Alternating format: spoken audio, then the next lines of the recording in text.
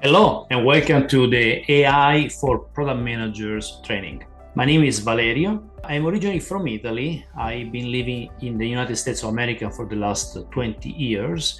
I spent my career in product management. I started working for some early companies back in the early 2000. Then I started an internet company where I was the chief officer for that company. I moved on to other organizations, and most recently, I run a training and consulting company based in Washington, D.C., where I teach teams of product managers, product management, AI, and agile practices.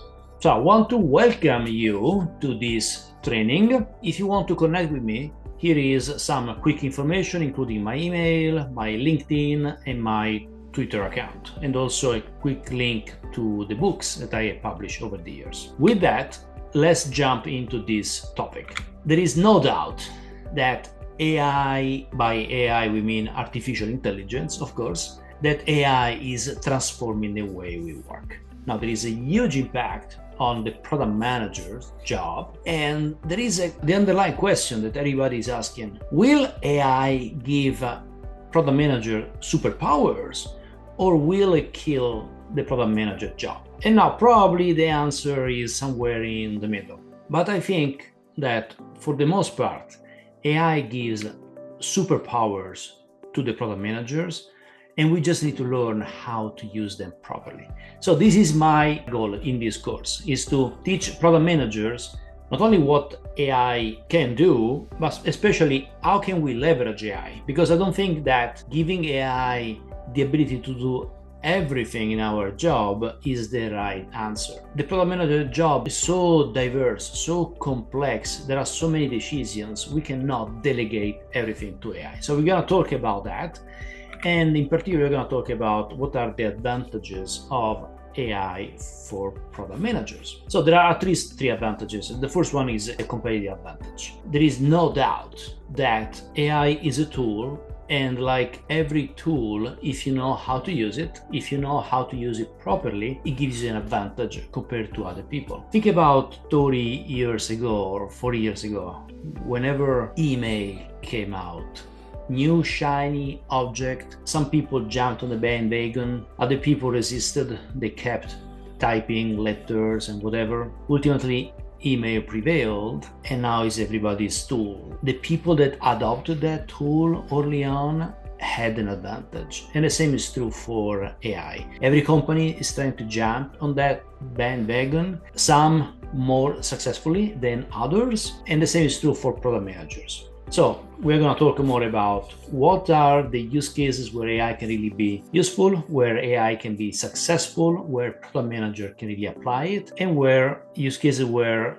our human experience, our human judgment needs to stay in the loop, because we cannot replace the human judgment with a machine. The second advantage that AI brings is to work as an ideation partner. I think this is a big opportunity. Sometimes the product manager job actually requires a lot of mental effort just to process all the data that we have, or for example, synthesizing a list of interviews that we held with customers, or synthesizing 1,000 customer support tickets we got. It just requires a lot of effort. And having a partner like AI that can do that synthesis quickly, simply, effectively, huge advantage. But also we can use AI to help us come up with different ideas, different angles, generate a list of hypotheses, or maybe acceptance criteria for some features we need to build, so that we now can expand our understanding and learn more about what it is that we need to do. And then finally, remove bottlenecks. In the day-to-day job of product manager, there are many things that we need to manage, and partners and teams that we need to relate to. Some of these represent the bottlenecks. A couple of examples.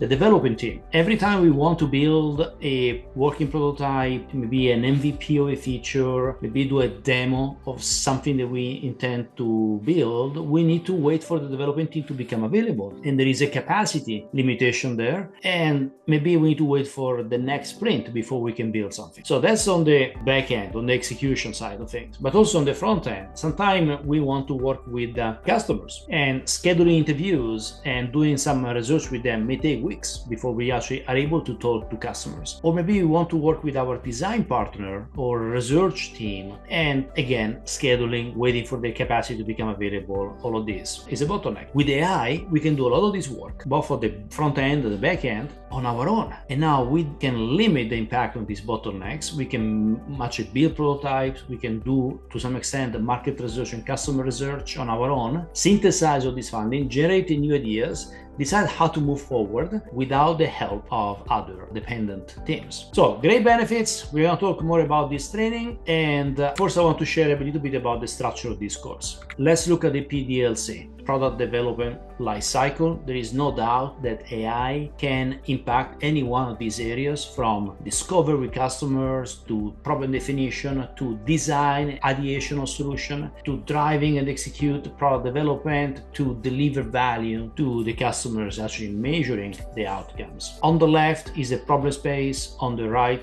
is the solution space. We know as product managers, we need to spend as much time as possible in the problem space before moving on to the solution space without shortcutting any of that. AI can actually help us learn, research, expand the problem space a lot before we move on to the solution space. So this program is actually divided into these two spaces, and in particular we are going to start with some foundations. We are going to look at how AI works, how does it fit in the PDLC. We're going to look at some benefits of AI and of course possible challenges. We're going to talk about some tips to control hallucinations and improve accuracy of the results, the importance of data, touching on agents and MCP servers, because these can be further superpowers for the product managers, and then finally talking about skills that are great accelerators of the work. Then we jump into the problem space. Here we're going to talk about how AI can support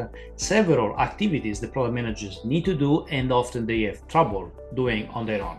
For example, user and market research, problem space definition, synthetic user, and then generating interview guides and running interviews with synthetic users, synthesis of those interviews, and insight generation. All of that in the problem space. And then shifting to the solution space, we're going to talk about how we can leverage AI for ideation on new solution, new ideas. So now it helps drive innovation for us. We're going to talk about how we can use AI to generate a list of outcomes, to understand possible risks, and to generate a list of hypotheses that we may want to test in our experimentation plan. We're going to talk about some low-hanging fruit, for example, product backlog management, creating a list of features, acceptance criteria, managing the product backlog. And then finally, how to validate ideas through rapid prototyping. And here the main topic is of course vibe coding. So different tools and how to leverage these tools to quickly build a prototype without depending on the development team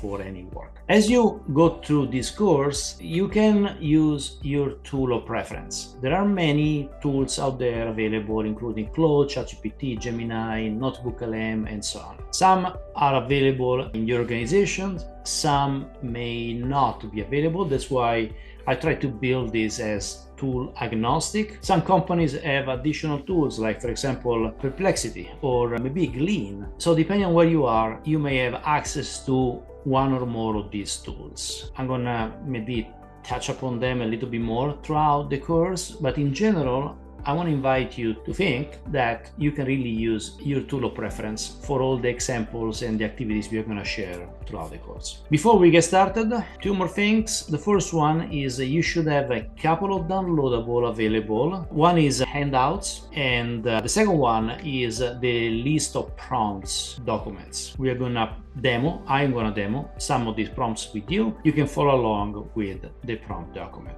All right, that was a quick introduction. Let's get started with the program. And again, here is my contact information if you want to reach out and connect directly with me, for example, on LinkedIn.